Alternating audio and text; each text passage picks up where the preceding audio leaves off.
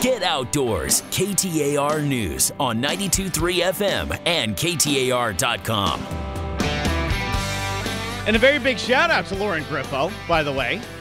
We're celebrating. She finished school this week. That's it. No more. Take that, ASU. No more amazing reports and papers that she'll turn in. You don't get any more. She's done. Congratulations, Lauren. We're very proud of you. You done good, kid. You're educated now. Now move on and do great things. Let's talk some guns here. My favorite topic. I love talking some guns. It's brought to you by AZ Firearms, azfirearms.com. You got to check these people out in A-Town, out in Avondale. Worth the drive out, make it happen. Westsiders, not even a drive. Just go over there. Hit Rudy's Barbecue on the way, too. Oh, my goodness. It's like a thin slice of heaven. If God cooked, that's what it tastes like. Oh, Rudy's Barbecue. I love that. Joining me right now is Carrie Lightfoot. She is the proprietor of The Well-Armed Woman, LLC, out of Scottsdale. Welcome. Thank you for being here. Good morning. Glad to be here. Oh, well, here's what I'm going to do here because I'm the one that didn't do this, so I'm gonna hit those buttons over there. So now you're ready to rock, and now you're in. Okay. Good morning. There she is. Hey, all right, here we are. So now, Carrie, I'm going to ask you right out of the gates. What is Well-Armed Woman? Well, the Well-Armed Woman is a comprehensive resource for women shooters. That's what I wanted to build and create, was something that kind of provided whatever women shooters might need. So it is a website with content and information that speaks to women and the questions that they have, training issues, all kinds of things. It's also a resource for products for women. That's a big area where we've historically had a lot of challenges. So we design holsters and products for women and also carry any product at all that works well for women. Okay. Whether or not it's made for a woman or not doesn't matter. If it just works well and Sure. women like it, then we'll carry it. Yeah. And then we have a chapter program, which is a national organization, which is now nonprofit. We'll probably talk more about that later. Yes. That's all over the country. And that's to create the opportunity, a comfortable, safe environment for women just to come explore shooting, grow, train together, and shoot together. So the Well-Armed Woman itself, that's a resource site, essentially. Correct. That's a one-stop shop for women in shooting and women that want to get into shooting, even the old hats at it, that they know everything about shooting, but still really cool stuff for them to buy online, things like that, Exactly. articles, blogs, those types of things. Yep. But then there's the national chapter program where they get now involved. This is the hands-on portion of your business, This is the correct? part where, it was so clear when I first started that women were just hungry to shoot comfortably. They were intimidated going to the range, all of, that sort of thing.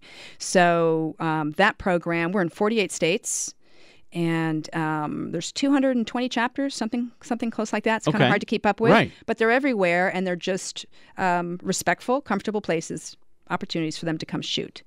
And then the third thing that we're doing is we have a firearms instructor program where we train women to train women. Oh, boy. Obviously, they're gonna train men. And See, I too. told you guys, they're coming. But we're not anti-men. We love men. The Well-Armed Woman loves men. And we'll talk more in depth later, but there's some real significant differences. And so we train and certify instructors to meet those needs specifically. Okay. Did you just wake up one morning and think, you know what? I enjoy shooting. So I met this kid downtown. He makes websites. Let's combine the two. What started this? It was kind of like that, actually. Really? Actually, I love business. I've had a lot of involvement in different businesses, and I had another website or e-commerce company, and I just loved the internet. I loved the power of it and the opportunity of it. And I started shooting very late. I came to guns, middle age, single mom, working in a tough part of town, all those kinds of triggers, if you will, move me into firearms. And I love information. And honestly, when I started trying to do research, I couldn't find anything. What I found was either really over-sexualized, which ticked me off, or really condescending, which ticked me off. So the only other option was to do it. So I'm like, somebody needs to provide a real respectful resource for women. So chewed on it for a little bit and then quit the job that I had and went all in. Check that out. January of 2012 was when it launched. Holy cow. And now we're in 48 states. Right. In over 200 chapters. Yep. And at 48, I think that's just maybe 2 shy of every 50. And I'm getting gray right? hairs with everyone. It's been crazy. It's been a crazy couple of years. But you're a pro at this. This is what you have done. You have completely jumped in. When you said you went all in, you know this game top to bottom. You know women in shooting, you know getting started, you know the triggers that you said that brought you into shooting. You know this type of thing. If you have a question for Carrie, please bring it on to us. 602-277-5827, 602-277. KTAR is the number. Look, anything from getting anyone in your family started, getting you started, comfort levels, all the way up to the proper type of gun, give us a call, 602-277-5827, or your text at 411-923. Now, we've crossed that line. Yeah. We've crossed the line, and we have said, all right, men and women, they're different, and especially when it comes to shooting. What are those differences? What are those that you see? Because you said it's not just body parts that makes us different. Right. It's the whole gamut. And when it comes to shooting, it's very important to focus on those. It is. I mean, the body parts are clearly different. Clearly. They in a good way. and that creates, obviously, some unique challenges in terms of concealed carry. Sure. And body strength, hand size, all of those things. But I think everyone kind of gets that. Mm-hmm. But on a different level, I mean, physiologically, we're different. Our brains work differently. You know, information is received and processed very differently in a woman's brain. Women than a listen, man's. men don't. That's Yes. good. Okay, there we go. For one. See, I was listening. You were listening. I'm trying. That's good. You're breaking the mold. But that's just a big part of it, and that's part of the focus of our training is understanding those differences and teaching women to present information and new skills, and to help women develop them in the way women learn best. Now, that doesn't mean that male firearms training or trainers, can't do it or don't do it right. The industry has been so male-driven for so long that it's doing its job beautifully. Yay us. Right? Yay, all right. you guys. Yay, guys. Yay, men. Good job. Great job. And so it's not a criticism. It's more of an adjustment. It's an adjustment that the industry is starting to make and that we're trying to make happen that meets the needs for women. Bree? We have one caller, Susan from Mesa, and she has a question for you. All right, Susan. Hey, thanks for calling in. Welcome to the show. What's your question? Oh, thank you. I have a daughter who is in her 30s, and she was diagnosed with rheumatoid arthritis at 26, and so she's grown up around guns, and she has a concealed weapons permit. But our 9mm Glock is really hard for her to cock back, and so I was wondering what she would suggest for somebody who wants a small firearm that is easy to maneuver. Great question, Susan, and how frustrating for your daughter. Hand issues and you're racking the slide is tough for a lot of women. It's tough for some guys. Yeah, without having the rheumatoid arthritis to deal with. So, a couple of things. One is to start is the technique is really, really important, and it won't solve all the problems, but it's so much about pushing the strong hand forward. It's more about pushing that strong hand forward than pulling the slide back. So learning to kind of punch that out, and there's stuff on the internet. We have there's an article on our website too that kind of talks about that. So first of all, technique is critical, and that's for all of us. There are firearms that have easier slides that we are finding that women are gravitating to because of the easier slide. Can I name some brands? Absolutely. Go ahead. Absolutely. You can. Sure just you checking, can. just Anything checking. you want. That's why I called. The Walther, number one, has great smaller kind of grips, so they're easier for a weaker hand to grasp, and they have really great slides. So any of the Walther, there's a new CCP. Anyway, those have great, easier slides. And okay. The Sig Sauer 9, the P3, what is it? P3, I just went blank. Okay. P3, Sig Sauer. It's not the 238. There you go. It's the 3. Sorry, okay. Sig Sauer. It happens. It happens. It's okay. I'm carrying one on my body, but it's the 238.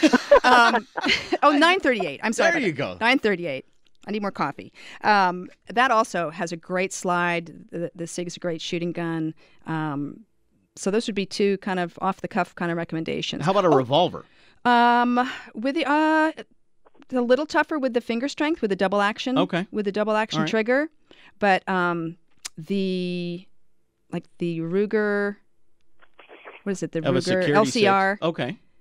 Is a smaller. I'd probably lead more toward a semi if she's used to the Okay. Glock. Right. And the new Glock 42 actually. Has she tried that? That's a 380. That's a 380, but those are really pretty easy to handle.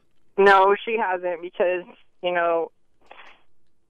most gun dealers don't let you fire it just to try it out. Yeah, we got to change that, because getting your hands on them and trying them Yes. is key for a woman in selecting a gun. And there's the new Glock 43, which I just received from Glock, and I haven't done the review on it yet, but that might be one to watch too. Susan, I know you're in Mesa. I know you're in Mesa, but I would encourage you, if you're on the west side, I would encourage you to get over to AZ Firearms. I really would. And to go in there and actually, it's very hands-on, okay? And take her with you and really see what's comfortable. Try different things, and they're going to help you out. It's very comfortable. It's going to be a relaxed environment. They're not going to press you into buying anything. They're going to see what works and how you can work with what you have first, and then see if you need to get into something else, okay? Very All good. right. Well, thank you, guys. All right. Good luck with your callers. Thanks, Susan. I appreciate it. Thank you. Thanks so much. And here was a text to 411-923, and this is one of my favorite questions. What is your favorite gun? Your favorite for you? Oh, for me. Oh, boy, it changes, and there's Okay. more than one. But my new favorite gun Yes. is the new Beretta 1301 tactical shotgun. Yes, That really. is one sweet shotgun. I had the chance to shoot it at the Beretta Tactical Summit at Of course, you're at the Beretta Tactical Summit. at the Academy in North Carolina. Amazing experience. But and we shot a lot of cool guns that week, and that was my favorite. That was the new one. Yeah, it's lighter. It's a little shorter, so for maneuvering, it's designed for tactical defensive use. Right. And for women, it has, all of the controls are large, big, easy to work. So I just received that too yesterday, so I'm going to get out and Like do Christmas. a review on that one. So keep the guns coming. Oh yeah, I'll do get in there. reviews. I want to get back to the differences between men and women, and why the uptick, why the spike in women in this sport. And I think you have something to do with that, young lady. I think you can take a big bow for a lot of that, for introducing a lot of women to the shooting sports. We're going to get to more of that, more with Carrie Lightfoot, the Well-Armed Woman, LLC, next on Get Outdoors. Get Outdoors with Mike Russell. KTAR News on 92.3 FM. AZ Firearms, azfirearms.com. The proprietors, by the way, Dan and Cheryl, they're listening to us. They're always watching, judging. No, I kid. They're listening right now from Hawaii. And a very, very happy 30th anniversary to the two of them. What an amazing couple they are. Nice. Epic aloha. How about that, right? I don't know. They're at that Disney island. I don't know what it is, but they're having a blast out there, and I'm glad they're listening. Hi, from here. Carrie Lightfoot's here with us. How about that? The Well-Armed Woman. We were talking before the break about the differences between men and women, and obviously there's physical differences. Obviously there's attitude differences. There's testosterone versus estrogen. But there's a lot of smaller differences that you have to key in on when you're training and introducing people to the shooting world, right? Yeah, I agree. Women are on a different journey. It's a whole different journey for women to get to gun ownership and then to even move into it. I say a lot that women are transitioning from being the protected to the protector, and that is huge. That is very that is big, never, yeah. that hasn't been our gender's role. Right. And life has changed, society's changed, and there's a whole process that women have to go through that is different. Women are life givers. So although we want to be life defenders, that could involve taking a life to do that. Right. And women have to work through some of those important issues to even be ready. I would put a mama bear up against anybody. Oh, yeah. I really would. A backed, scared mama bear, yeah, it's on. Yeah. And so, but learning how to be that and channel that properly into the proper training that you have, Right. not just, I have a gun, and when the adrenaline's pumping, I'm going to know what to do. No, it's good to get with an organization like yours, the Well-Armed Woman, and learn how to do this start to finish. Well, it's a whole package. It is a Okay. package deal, and we did a talk on that. It's not just buying the gun. There is a whole lot of other things that come with that. Training with holsters, huge. And it kind of, we all focus on the women buying the guns, but there's all of these other areas that we have to be prepared to commit to or don't make the decision. Because if you're not prepared to make the commitment to knowing the laws, right, and training with your holster, training with your gun, securing your firearm properly, if you're not willing to commit to those things, then don't do it. Right. This is not an alarm system. This isn't when the door opens, the alarm goes off automatically. It's not if I have a gun, I know how to use it, and all is going to go to plan. Right. Not at all. And it's a very great point that you bring up, that it is about education and committing to doing it right, or really don't do it at all. Right. That's where accidents start to happen. And obviously for safety reasons, but also for our rights. I mean, it protects our rights. I mean, good point. The better, more responsible, safer gun owners we are, the more secure our rights are. Your calls at 602-277-5827 for Carrie Lightfoot, the well-armed woman. If you're thinking about getting anyone in the family into it, look, guys and gals, let's not, we don't need to discriminate. 602-277-5827 or your text at 411-923. There is, and once again I said they're coming, the women are coming. What has caused this spike? The numbers don't lie. Right. Women are increasing in the shooting sports and in the hunting world as well. What do you attribute that spike to? I think it's a couple of things. I think it is that movement from protect dead to protector. Okay. Lifestyle, society, single moms, we're traveling. Our lifestyles have changed and our world has changed. So it's part of it is that. It's that pathway. Okay. It's that change. I also think that in the recent years, there's been a lot more light shined on the subject. I mean, just alone in our chapter program, we've had across the country over 210 news stories. And it's about the fascination of women and guns. I mean, there's already a fascination about guns, but then you throw women into that and it becomes this, frenzy where everybody, the media wants to talk about it, wants to see it. Because it's so different. Right. So it's more mainstream. The conversation isn't so, it's not hidden in the closet. We're kind of out talking about it and seeing it more on the news. Sadly, sometimes it's tragedies that brings it to the forefront, right? That creates the conversation. Because in the media, if it bleeds, it leads. They're going to put that on. They're going to put the bad stuff first. But then there's people like you in your organization that does media events, shows like this in TV shows, and it's the good sunlight. And when the pot is stirred politically, Obama's been the best gun salesman, that we've had. So. He's making them fly off the shelves. Let me tell you that. But that just stirs the topic, and then now we're all talking about it, and then it's moms, demand action and all of that. Where it has women, the subject has become women, and so there's a lot of attention on it, and that's a big part of it. We have Bill from Buckeye. All right, Bill. Hey, thanks for calling in. What is your question for Carrie Lightfoot, the well-armed woman? Bill, you there with us? There you go. A comment. Okay. Can you hear me all right? Yes, I got you. Go ahead. My wife has the problems with osteoporosis and all these things. And I've taken her she had difficulty with automatics and jack and the slide, just like you said. And so we went to a revolver, and she has difficulty with the heavy trigger pull of that LCR 22 caliber, even the hammerless one, because of the double action. I fitted that gun with Crimson Trace and reduced her shot group from about the size of a garage door down to about the size of a bowling ball, I guess, at 20 feet. So what's your take on putting laser grips?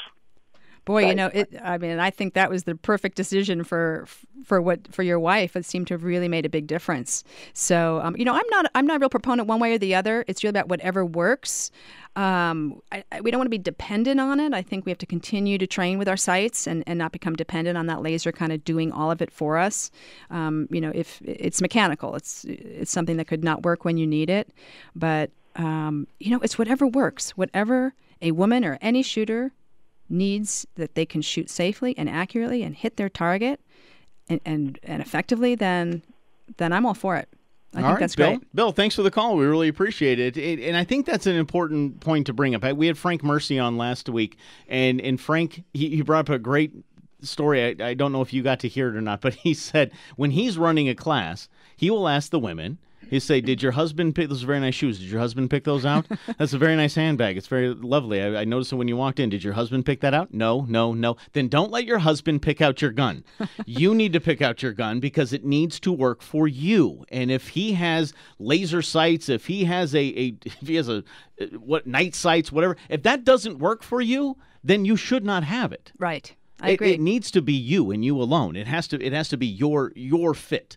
All righty. Next up is Chandra from El Mirage, and she has a question. Hey, Chandra, here's what I'm going to do. If I could, would you mind holding on through the break for us? Because we have a hard break coming up right now. Would you mind holding on for the break?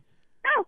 Okay, let's do that. I want to get to Chandra's question for Carrie Lightfoot, the well-armed woman, when we return to the extended AZ Firearms segment right here on Get Outdoors, KTAR News. This is Get Outdoors with Mike Russell, KTAR News on 92.3 FM. You're darn right it is. And when I have somebody, a guest of this magnitude, you're darn right I keep them on for an extra segment. Carrie Lightfoot is here. You calling me big? I'm calling you huge. Probably How about not that? a good idea to call a woman big. I'm not worried about that. I'm calling because you're big in this industry, and you know exactly what I mean by that. You are doing great work, and you are doing great work for our industry as a whole, because you said it was a one-sided industry. Well, it was ready. It was ready, and there's an awful lot of women out there working hard to. Well, yes, expand this world. And you're doing that, Bree.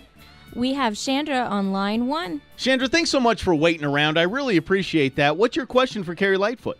Well, actually, I want to thank her. Number one, I am meeting up with more and more women. I do archery and shooting, and I was feeling really alone in the side of women being part of that sport.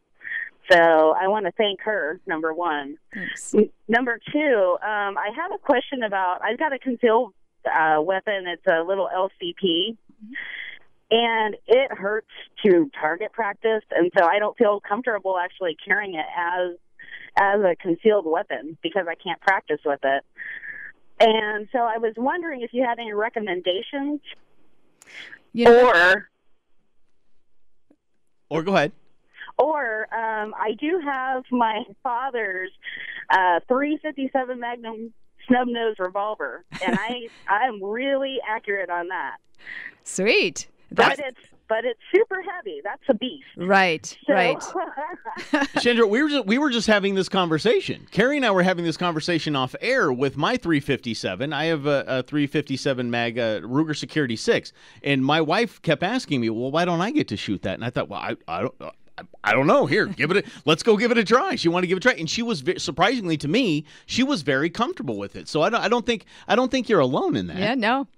And you know, with the smaller, the subcompacts, the LCPs, those really small compacts. They're